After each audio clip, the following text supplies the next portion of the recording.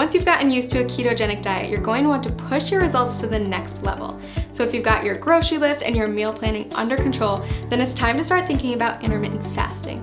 And okay, before you press pause at the dreaded fasting word, hear me out. Intermittent fasting, also known as IF, is one of today's hottest topics in the diet and wellness communities. And for good reason. If you do it correctly, IF can be an insanely powerful tool for accelerating fat loss and breaking through frustrating weight loss plateaus. Now, it's not essential that you commit to IF while on keto. If the idea of it makes you want to throw your keto diet out the window, then it isn't for you. But if you're up for another adjustment with the potential to ramp up your weight loss and turn you into a fat burning machine, then keep watching. IF basically boils down to two terms, feeding and fasting. You're in a feeding state when you're eating, and all the times in between you're fasting. Easy, right?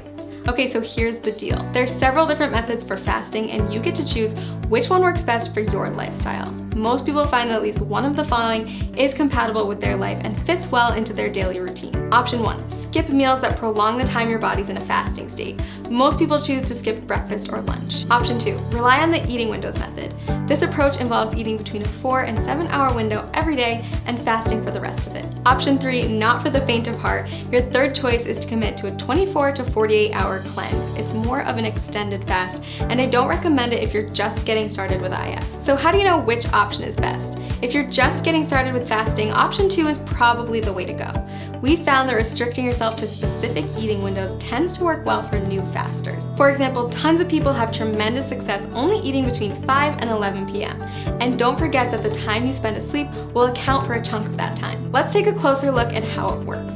Say you finish eating at 6 p.m. and start eating again at noon the next day.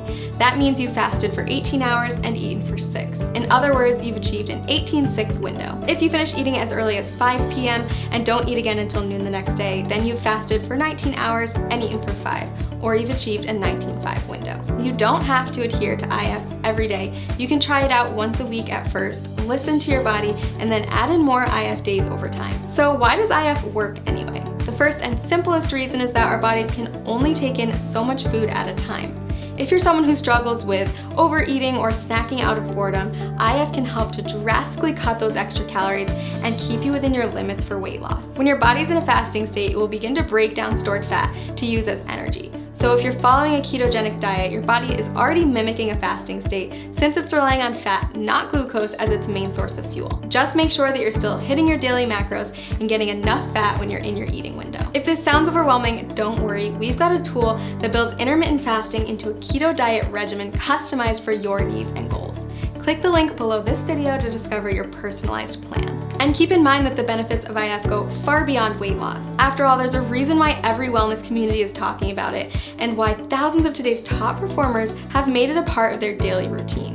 People who practice fasting on a regular basis reap tremendous health benefits in many areas, not just by turning their bodies into maximum fat-burning machines. Nobel Prize winner Yoshinari Asumi discovered that fasting can trigger autophagy, which is essentially a deep cleaning process for your cells. Autophagy helps to stop the aging process, reverse disease, and prevent cancer. It's basically the body's way of cleaning out cells by recycling non-essential components like damaged proteins and getting rid of invading microorganisms and toxic compounds. Like most complex mechanisms, your body needs a break from feeding, so it can focus on performing these other functions instead. Not only does fasting trigger autophagy, it also increases the number of ketones in your bloodstream more than a keto diet alone will do.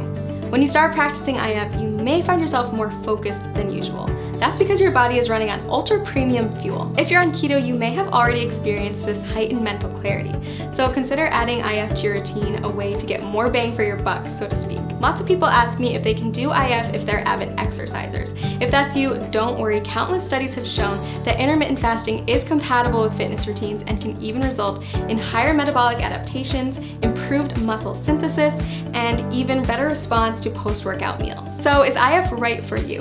If you're not afraid to change it up, burn more fat, focus better, and improve overall health, then I say give it a try. I've honestly never seen as much success as I do with people who combine a ketogenic diet with an IF lifestyle. It's truly the holy grail of weight loss and optimum health. Click the link below this video to create your own customized keto diet plan where you can easily add intermittent fasting into your daily routine.